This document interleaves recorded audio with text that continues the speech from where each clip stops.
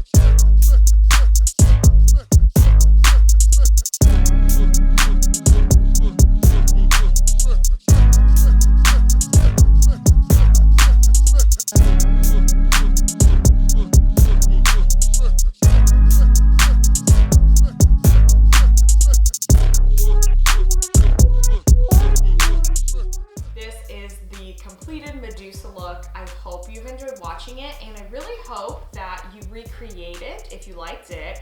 And I would love to see what you do. So if you want, you could send it to me on Instagram. I'll put my handle on the screen, but I would love to see your take on Medusa this Halloween season. Thank you for watching, and I will see you next year.